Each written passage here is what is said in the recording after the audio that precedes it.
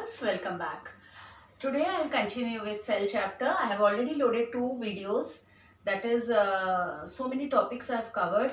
In my last video I have covered endoplasmic reticulum, yes, and cell wall, cytoplasm, plasma membrane. These are the topics I have already covered. आज हम क्या पढ़ेंगे? आज हम nucleus के बारे में पढ़ेंगे. थोड़ा सा बड़ा टॉपिक है, हैव पेशेंस. बहुत ही अच्छा टॉपिक है आपका nucleus and Golgi bodies.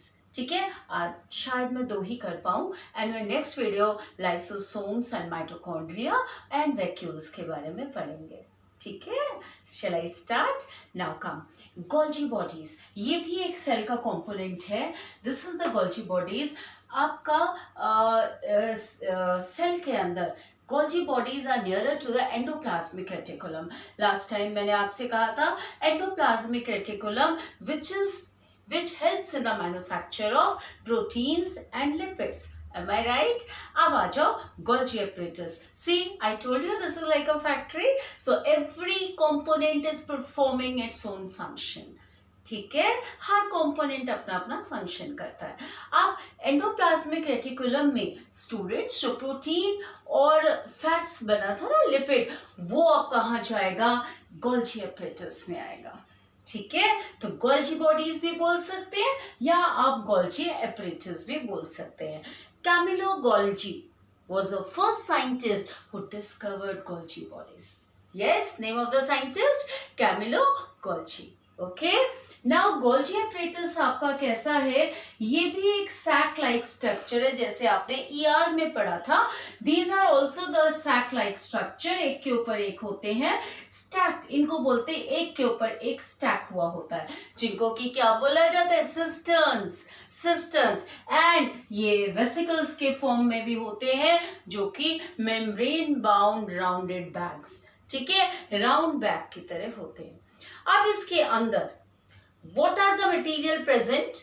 That is protein and lipids, which is being given by where? Endoplasmic reticulum. Now Golgi bodies in material का एक वेसिकल में फॉर्म में स्टोर करेगा, इनके अंदर स्टोर करेगा, दैट इज द सिस्टर्न्स और द स्टैक्स. एंड स्टोर करने के बाद उसकी पैकेजिंग करेगा, मॉडिफिकेशन करेगा एंड डिस्पैच का काम करेगा. स्टोरेज, मॉडिफिकेशन और पैकेजिंग अपने अंदर रेडी करके रखेगा. क्यों डिस्पैच करेगा? कहाँ? जहां पे भी मेम्ब्रेन वगैरह बन रहे हैं, जहां पे प्रोटीन एंड लिपिड्स की जरूरत है, there only they dispatch those target area. Target area मतलब सपोज प्लाज्मा मेम्ब्रेन को प्रोटीन लिपिड चाहिए, because it is made up of protein and lipids. तो कौन करेगा? मैन्युफैक्चर तो ER is doing, but Golgi apparatus is dispatching these in the form of vesicles and all. Yes, so very important. तो आपने STD straight telephone dial का नाम सुना है, आप यहाँ पे याद कर लेना SPD. This is the trick. Storage, packaged and dispatched. Yes, student. So this is the major function of Golgi bodies. So now next, near the nucleus mostly it is present because it also absorbs the protein from there also. Next come, it is present both in plants and animal cell. ठीक है. Next, Camillo Golgi was a scientist. Stacks जो होते हैं इनको cisterns कहा जाता है. These are the rounded bags that is known as vesicles. Next come, the material synthesised in ER is stored, packaged and dispatched by Golgi bodies. Next is complex sugar from simple sugar. ये जो simple sugars होते हैं उनको मिला करके complex sugar बनाता है. ठीक है, so complex sugar is formed from simple sugar. Next is it is in the formation, helps in the formation of lysosomes. Lysosomes is another component of cell, वो मैं next video में आपको बताऊंगी. So Golgi apparatus clear, dispatching, storage and packaging, formation of lysosomes. Camillo Golgi was the first scientist to discover this, and it dispatches those proteins and lipids to the target area, and it is present both in plant and animal cell. These are the points related to Golgi bodies. Yes, now shall I start with nucleus? Ready? Okay, come. Next is nucleus. ठीक है, nucleus which is very very important of the important component of the cell. Cell के अंदर जो largest part होता है ना student, and जो main central और control part, that is nucleus. Okay, now come. Nucleus इस तरीके का एक स्ट्रक्चर दिखेगा आपको, and it is double layered membrane. ठीक है, ये इनर मेम्ब्रेन तो इनका प्लेन सा होता है, but outer membrane is porous. Outer membrane में पोर्स होते हैं. I have already explained in endoplasmic reticulum कि क्यों पोर्स होते हैं, क्योंकि इसके साथ ये देखो ना एंडोप्लाज्मिक रेटिकुलम अटैच्ड है, which is yes nucleus is supplying protein molecules to the endoplasmic reticulum. So outer layer is porous, yes, and inner layer is smooth. So it is two layered membrane. That is why the outer membrane is known as nuclear envelope. क्या बोलेंगे? Nuclear envelope, which is a double layered membrane structure. And inside the nucleus आपको इस तरीके का thread like structure दिखेगा. See, I am telling you, this is the thread like structure. इस type से आपको न्यूक्लियस में दिखेंगे. ठीक है, and these structures, these thread like structures is known as chromatin network. क्या बोलेंगे? chromatin material. जब हम ये अंडर माइक्रोस्कोप इस तरीके से दिखेगा. नाउ द थिंग इज, अब ये कब क्या होता है? What is chromatin network? Chromatin जब सेल डिवाइड करता है ना, तब हम इसको और क्लियर देख पाते हैं अंडर माइक्रोस्कोप. सेल जैसे डिवाइड करके 2 to 4 इस तरीके से सेल्स आपके डिवाइड होंगे. ठीक है, अब जब when the cell is ready to divide or dividing, that time under microscope एक जो ये फिलामेंट है या थ्रेड है, अगर इसको हम देखेंगे, ये इस टाइप का रॉड शेप्ड स्ट्रक्चर, ये देखो रॉड शेप्ड स्ट्रक्चर होते हैं जिनको कि कहा जाता है क्रोमोसोम्स. क्या बोलेंगे? क्रोमोसोम्स. ठीक है, और क्रोमोसोम के अंदर अगर मैं इसके अंदर देखूं क्या प्रेजेंट है, this is the part which is known as chromatid. क्या बोलेंगे? क्रोमैटिड. ये देखो, this is chromatid. Right? So what is chromatin network? It is the material which is present inside the nucleus. ठीक है, seems like a thread-like structure. When cell is dividing or ready to divide, that time under microscope it seems to be rod-shaped structure. Rod-shaped structure जैसा दिखेगा, and जिसको कि अब chromatin ना बोल के एक thread को क्या बोल देंगे? Chromosomes. Chromosomes के अंदर आपका chromatid is present. Chromatid. And on chromatid we can see these type of structures are present, which is known as genes. Genes. अब ये genes क्या है?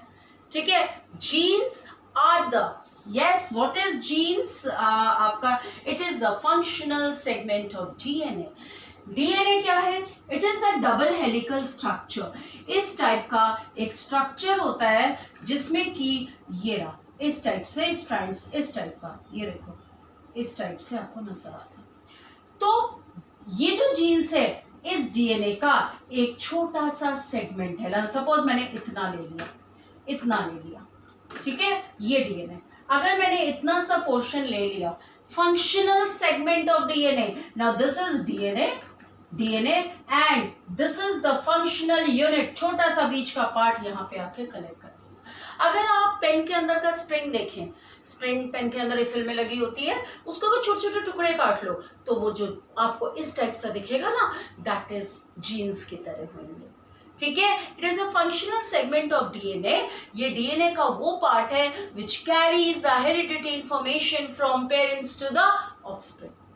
Gene which is the functional segment of DNA. छोटे छोटे DNA के जो pieces होते हैं वो यहाँ पे होंगे. ठीक है, and DNA, what is the full form of DNA student? Deoxyribonucleic acid. Deoxyribonucleic acid ये वो मॉलिक्यूल है जो पेरेंट के कैरेक्टर्स नेक्स्ट जनरेशन तक पहुंचाने का काम करेंगे. That is transferring the heredity information from parents to the offspring. That is why the child seems to be like its father और मदर. क्लियर? ये हम नेक्स्ट हेरिडिटी चैप्टर है उसमें और ज्यादा क्लियर करेंगे. Right? So gene, what is gene? It is the functional segment of DNA. What is DNA? देखो ऐसे आएगा. अगर आपका आ गया what is chromosome, these are the chromatin thread which is carrying heredity information from parents to the next generation. Next offspring, ठीक है। अगर आपका आएगा genes, what is gene? Genes is the functional segment of DNA. फिर वही line आप लिखेंगे, gene is the functional segment of DNA which carries the hereditary information from parents to the offspring. DNA, it is deoxyribonucleic acid. It is a molecule that contains the hereditary information in it. DNA अपने अंदर parents के hereditary information रखेगा जो कि दूसरे generation में jeans के through जाएगा. Clear student? ये कंसेप्ट पूरा क्लियर हो गया because nucleus is very important. Now come back to the points. Points, it is centrally located and largest cell component. Central में होता है और सेंट्रल में तो होगा बट प्लांट्स में वैक्यूल की वजह से ये थोड़ा सा साइड में होता है. क्लियर? वैक्यूल में I will explain this. Next is nucleoplasm. This is the nuclear fluid which is present. Nucleus के अंदर का fluid that is known as nucleoplasm and nuclear membrane और the envelope is present. When cell is able to divide, chromosomes are visible. Chromosomes जब cell divide होते हैं तब clearly दिखते हैं under microscope. Information is carried over from parents to the offspring. DNA molecule contains the hereditary information for constructing and organizing the cell. किस तरीके से cell के अंदर क्या होगा वो डिसाइड करता है हमारा DNA. Clear? Gene is a functional segment of DNA. ये पॉइंट्स आप नोट करके याद रख सकते हैं. Next is it is a central role of cellular reproduction. हर सेल के रिप्रोडक्शन में यूज होगा. Cell divides to 2, 3 like this. ठीक है, 2 then 4 then 8 like this cell is dividing. तो सेलुलर रिप्रोडक्शन सेल के रिप्रोडक्शन में हेल्प करेगा. Next is it determines how the cell will divide and how it exhibits itself. किस तरीके से वो अपने को हेरिडिटरी कैरेक्टर लेकर के ट्रांसफर करेगा. क्लियर? सो न्यूक्लियस के बारे में आपको सारा पता चल गया. It is a main central part of the cell. Helps in cellular reproduction. How the cell will divide, how it will exhibit, these are very important again. Nucleus के अंदर nucleoplasm is present, which is a fluid, and chromatin network. Chromatin network, which is a thread-like structure, and each thread can be seen when the cell is dividing. That is known as chromosome. Chromosome के अंदर chromatids present है, जिसके ऊपर genes are present, which is the functional segment of DNA. Yes, DNA छोटे छोटे deoxyribonucleic acid ये molecules होते हैं जिसके अंदर हेरिडिटरी इंफॉर्मेशन स्टोर्ड होते हैं. Clear student? These are all about nucleus. Clear? Now thing is there are 2 types of nucleus. Clear? Prokaryotic and eukaryotic cell. 2 types of cells होते हैं एंड जो कि डिपेंड करेगा न्यूक्लियस के ऊपर. Prokaryotic, now pro means early, karyote means nucleus. ठीक है, prokaryotic से आप याद रखना एंड कैरियोट का मतलब है nucleus and pro means early और प्रिमिटिव ओल्ड. ठीक है, पुराना. Early nucleus as the name suggest, सबसे पहले दुनिया में एकदम से एक एडवांस्ड. यू का मतलब है न्यू. ठीक है, एंड कैरियोट मीन्स न्यू न्यूक्लियस. तो व्हेन द अर्थ स्टार्ट्स, तो दैट टाइम एकदम से नया न्यूक्लियस नहीं आया. धीरे धीरे इवोल्यूशन होता गया एंड न्यूक्लियस का डेवलपमेंट होता गया. Evolution next year we will go with. What is evolution? That is आपका नए मल्टीसेल ऑर्गेनिजम्स आपके आने लगे. अब जो अर्ली न्यूक्लियस की बात हम कर रहे हैं, ऑब्वियसली इट इज अंडरस्टूड, ज्यादा कुछ इसमें नहीं है क्योंकि इट इज प्रिमिटिव, बहुत पुराना है. Right? Now come generally small in size. अभी मैंने आपको बताया था nucleus is bigger in size, but you prokaryotic में ये छोटे स्मॉलर साइज में होते हैं and the size is 1 to 10 micrometre. 1 micrometre आपका 10 to the power -6 मीटर. तो ये बहुत ही छोटा होगा under microscope, that is 1 to 10 micrometre. Eukaryotic में 5 to 100 micrometre. Okay. Second point, nuclear region is not well developed. जैसे हमने क्रोमैटिन वगैरह पढ़ा तब ये सब कुछ नहीं था. Nuclear region is not well developed, known as nucleoid. Question 1 mark. What is nucleoid? It is present in prokaryotic cell in which the nuclear region is not well developed. यहाँ पे nuclear region is very well developed. Okay. Next come, 1 chromosome present, क्योंकि develop तो करेगा, cell का reproduction भी करेगा, तो 1 chromosome होते थे, अब आपके more than 1 chromosomes, right. Cell organelle absent होते थे, ज्यादा नहीं, होते ही नहीं थे, इनफैक्ट थोड़े बहुत अगर होते होंगे तो होते होंगे। Cell organelles present in new nucleus, जो सेल होता है ना न्यूक्लियस के साथ, सेल ऑर्गेनेलीज भी प्रेजेंट है। Clear student? सो एवरीथिंग, ये पॉइंट्स आप कहीं नोट डाउन कर लेंगे, लर्न कर लेंगे, which is very very important. Nucleus से क्वेश्चन पक्का 3-4 मार्क्स का आता ही है। Yes, so okay then, next video I'll go with lysosomes, vacuoles and mitochondria, ये 3 आपके लेफ्ट है, एंड देन माइटोसिस मियोसिस के बारे में भी बात होगी, ठीक है। So okay, please share, like and subscribe. Thank you so much 9th class, thank you.